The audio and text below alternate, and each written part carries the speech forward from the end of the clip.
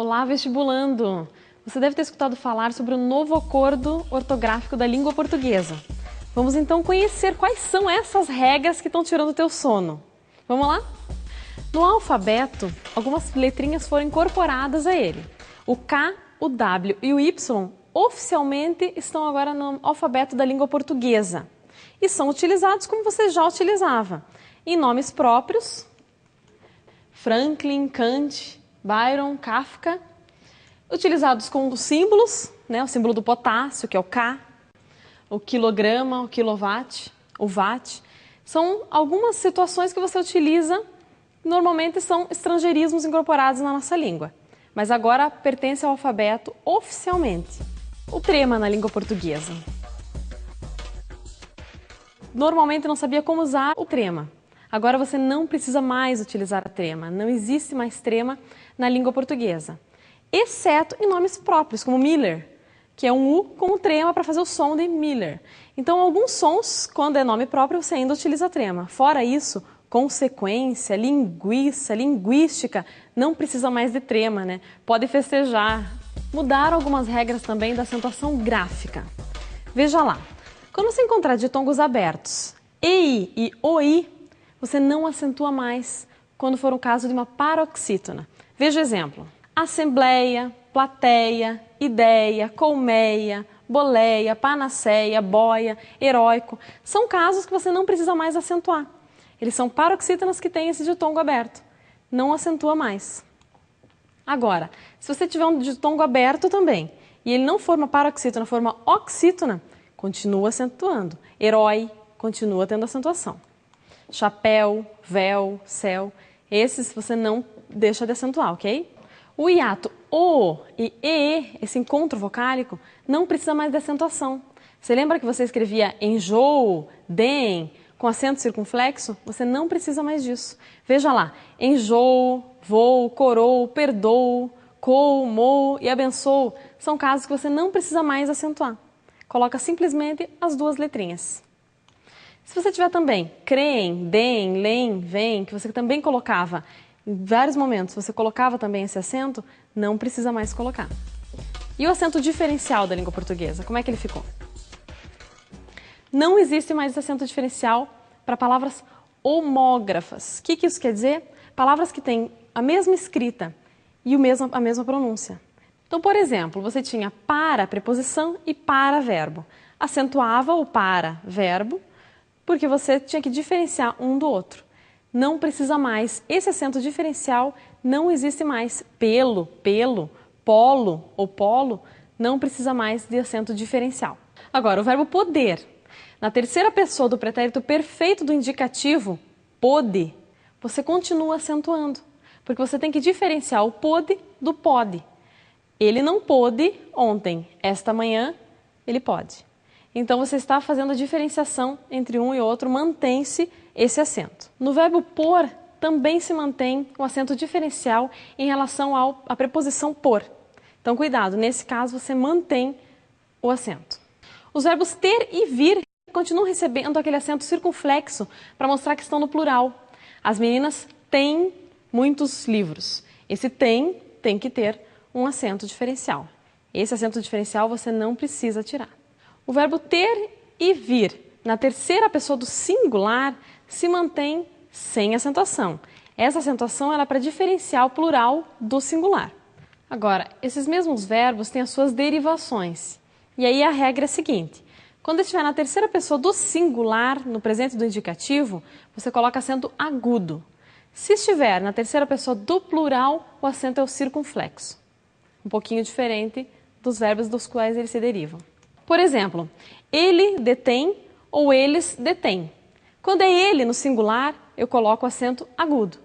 Quando está no plural, o acento é circunflexo. E você sabe como é que você coloca agora os hífens? Você gostaria muito que não tivesse mais hífen, né? Mas ainda temos o hífen na língua portuguesa. Vamos dar uma olhadinha nas regras para o hífen.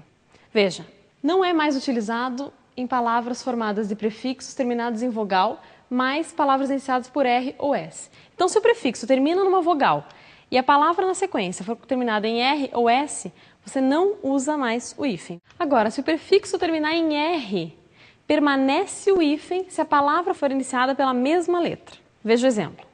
Hiperrealista, hiperrequintado, hiperrequisitado, interracial, superracional. Quer dizer, eu tenho ali um prefixo terminado em R e a palavra na sequência também começa em R. Aí eu sou obrigada a colocar o hífen. Então, nesse caso, mantenha o hífen. Com prefixos, utiliza-se sempre o hífen diante da palavra iniciada por H.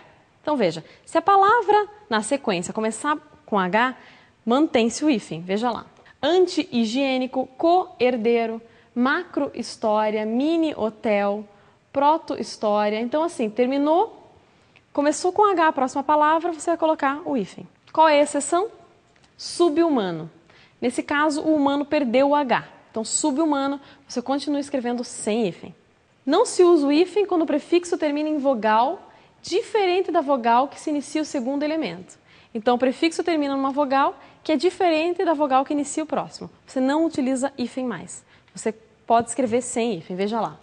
Aeroespacial, agroindustrial, anteontem, antiaéreo, autoescola. Então, são vogais diferentes. Você pode juntar e escrever tudo numa palavra só, sem o hífen. Não se usa o hífen quando o prefixo termina em vogal e o segundo elemento começa por uma consoante diferente de R ou S.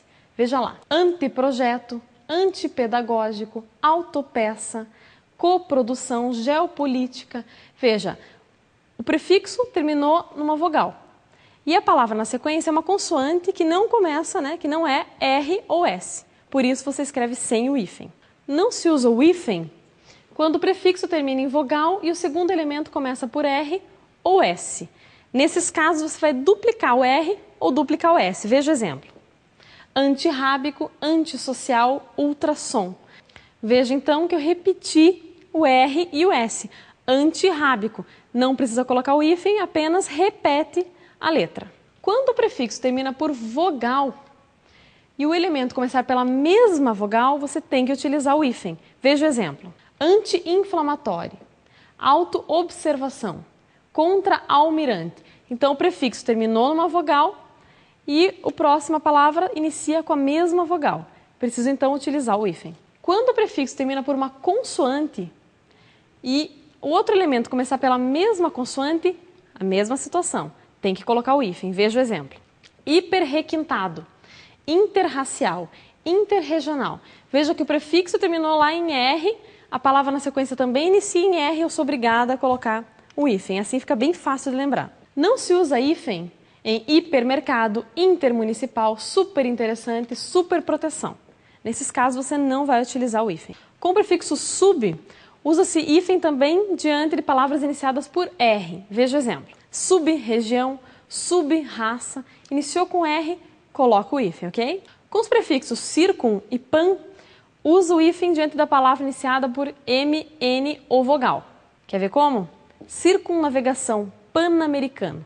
Começou por vogal, começou por N, então precisa colocar o hífen. Quando o prefixo termina por consoante, não se usa o hífen se o segundo elemento começar por vogal. Veja o exemplo. Hiperacidez, hiperativo, hiperamigo, interescolar. Quer dizer, estou colocando, terminou em consoante, iniciou em vogal, não precisa do hífen. Veja só, com os prefixos ex, sem, além, aquém, recém, pós, pré, pró, continua usando o hífen. Pré-vestibular, pós-graduação, que você vai fazer depois de terminar a sua graduação. Então veja os exemplos. Além mar, além túmulo, ex-hospedeiro. Então são alguns exemplos de que você continua utilizando o hífen nesses casos. Com sufixos do Tupi-Guarani, que tem origem no Tupi-Guarani, você continua colocando hífen. Veja o exemplo. Amoré-Guaçu, Anajamirim, Capinhaçu. Você continua, você tem ali uma palavra de origem Tupi-Guarani, você tem que colocar então o hífen. Você sabe que o hífen, em algumas situações, você utiliza para ligar algumas palavras. Não é necessariamente para fazer com que elas virem uma palavra só. Como, por exemplo, Ponte Rio-Niterói, Eixo Rio-São Paulo. Eu não preciso necessariamente fazer com que essas duas palavras virem uma só. Eu continuo utilizando o hífen nesses casos, porque eu estou dando um outro sentido. Algumas palavras já são parte uma das outras. Você não tem como usar hífen, porque você acaba fazendo com que elas percam esse sentido de composição que elas têm. Girassol, madressilva, manda-chuva, paraquedas, paraquedista, pontapé.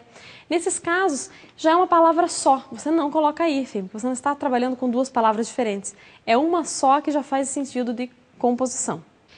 Existe também uma determinação que, para ter uma clareza gráfica na hora de você redigir a sua redação no vestibular, por exemplo, redigir uma carta, um texto, você deve colocar o hífen, quando acaba a frase, você deve repeti-lo na linha seguinte. Então veja lá.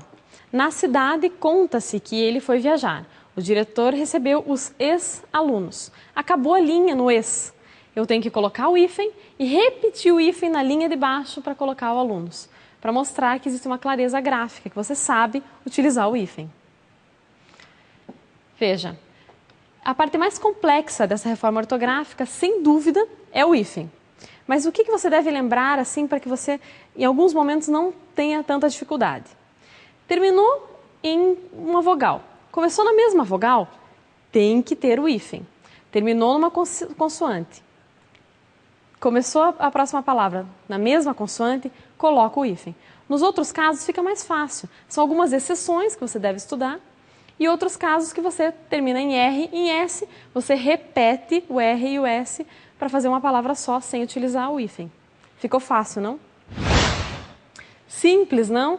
Algumas regrinhas que você deve estudar. Não se esqueça, essas regras valem para a sua língua escrita. Para a oralidade, a gente não utiliza esse tipo de regra, você sabe, né? Porque a oralidade é aquela que nós fazemos, nós os falantes da língua portuguesa.